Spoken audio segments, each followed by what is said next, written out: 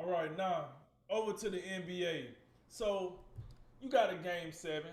So let's say you a GM. You know, we like to, make up titles for ourselves. Let's say you a GM. You got one game, one do or die game, game seven, but you can pick any player you wanted, healthy. So in this scenario, the player is healthy, the team is healthy for this scenario, and you get to pick whatever current NBA player you want. Current, they have to be playing in the NBA right now for the game seven. With that said, Jay, who is your guy? And I would like to know your runner up and your honorable mention. I'm gonna go if I need one game, I need one game seven. I think some of this is preference. I think there's a clear top two here. I'm going Giannis. I'm going Giannis because he's a full package. He can do everything. He can offensively, we know what he is. He's two steps past head court, half court practically, and he's at the basket on the fast break. He can do all that. We know the shooting is not quite what we like to see, but we saw as the playoffs went along, we saw some progress, particularly at the free throw line, that's the most important to me. If Giannis knocks down free throws and he can do if he can hit a 15-foot jump shot, I think that's all you need. Ben Simmons, pay attention. That's to me, that's all you need. Um, but but then again, you look at what he does on the defensive end. He does everything. He had the biggest, you can argue the biggest highlight he had from the NBA Finals when he blocked that alley oop attempt to DeAndre Ayton. That's just something that you just don't see, and it's something you can't teach. And back to the offense, like just to point on that free throw shooting. When you have a guy that is so dominant in the paint, almost like Shaquille O'Neal was when he played and was in the prime of his career with the Los Angeles Lakers. When you are that dominant on the inside, the only defense is to foul you. So when you keep that in mind, when you have a guy who struggles at the line like Shaq did, I mean, it's not a great strategy because even if you can split, you're still racking up points. But if he can shoot like 70, 75%, just be kind of in the LeBron James territory, I think that's all you need. But obviously, I'm looking at the total package with Giannis. I think that's what makes a difference for me. But you can make a great argument for Kevin Durant, who I got as my runner up. And what I mean by preference is I'm looking at Giannis and everything he brings to the table. KD to me is definitely a more complete scorer. We know he's going to do whatever he wants, particularly with his ability to elevate up over you because 6'11", 7'6" wingspan. We get all that, and we just saw it in the playoffs. It didn't quite end up, how it maybe could have been had they been healthy. Maybe they get past the Milwaukee Bucks. And maybe even without the guys being healthy, we know KD was like a toenail away from like having a three instead of a two. So I mean the margins are razor thin. But I was just absolutely impressed with how he came back off the Achilles injury. He didn't play really a heck of a lot in the regular season. I feel like if you added up the games, it's maybe half a regular season and what he did in the playoffs. But I saw enough, and I really thought that his explosiveness and his ability to drive to the rim. I don't think he's the same player when he drives to the rim. But one thing that we talked about is, I mean, this guy's got just the God-given size and the ability to just elevate over you. When you're 7 foot with guard skills, this is what you can do.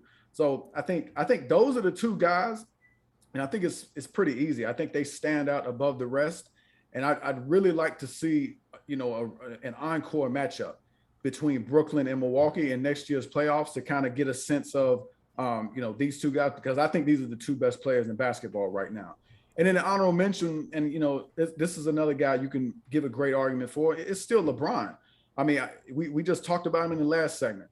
The guy's moving into his 19th year, but for one game, for all the marbles, I understand. I'm looking at things maybe you don't think about initially, like if it's a game seven, if it's a game seven for the NBA Finals, maybe. Well, you got to think about all that wear and tear that he's got and all that tread he's added to the tires up to that point.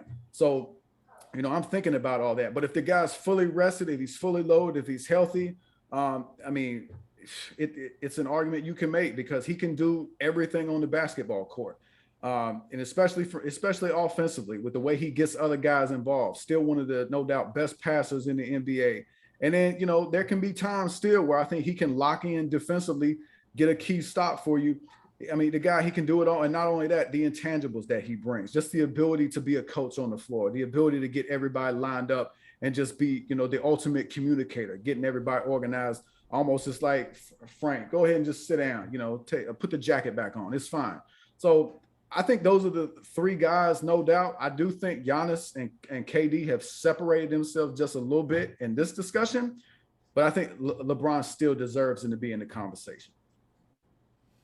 Oh no, I don't disagree with your three. Matter of fact, I got the same three, just in different order. So I'm gonna go with honorable mention first. My honorable mention will be the defending champ, Giannis Antetokounmpo. Yeah, we'll get to the rest of it later.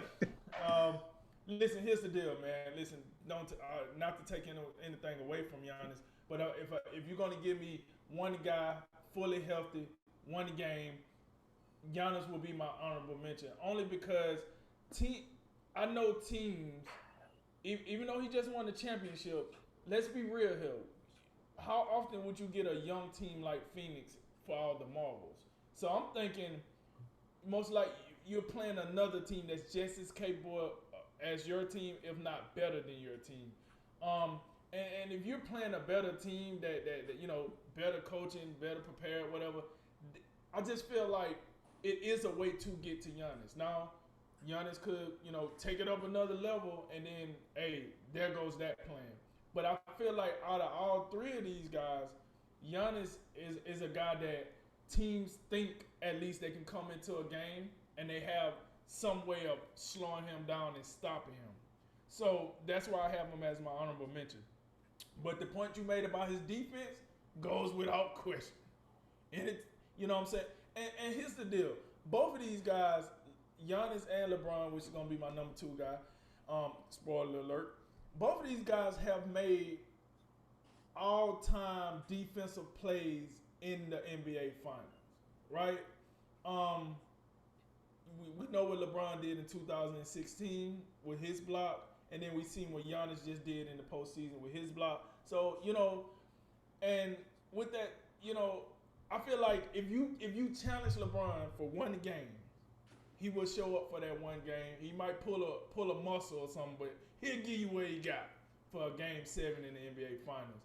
So I got Giannis as my honorable mention, and then everything I went to LeBron. And the reason I got LeBron as my number two, my runner-up, is because listen, LeBron is the type of dude, just like you just said, hey, Frank, you want to call that play? We ain't doing that. Hey, this is what we're going to run. Yeah, okay, boom, you're going to give it to him. All right, cool, all right. And then he go run the play, and they win, and they say, who drew up that play, LeBron? I did. I'm LeBron James. So it's hard for me to overlook that intangible, like, of a guy that could just take the game over in that manner, and and not want him for a game 7, because that's a guy that tells me this guy know what the hell is going on. He know what the other team trying to do. He know what his team trying to do. He know what this guy can do. He know what that guy can't do. So he's gonna do this, that, and the third. Not to say every decision LeBron makes is right, but I do think he makes the best decision when it comes down to making that decision. So I like him as my run-up, and then my guy. As far as the guy that I would pick, Kevin Durant. Here's the deal. You said it. I want a guy that I ain't got to worry about. Here's the reason why I would pick a Durant over Steph Curry, for example. Because I know people like, Steph, best shooter in the league. Why would he be up there? First of all, Steph is really, really small. Second of all, Steph tends to kind of crumble under the lights. We done seen this.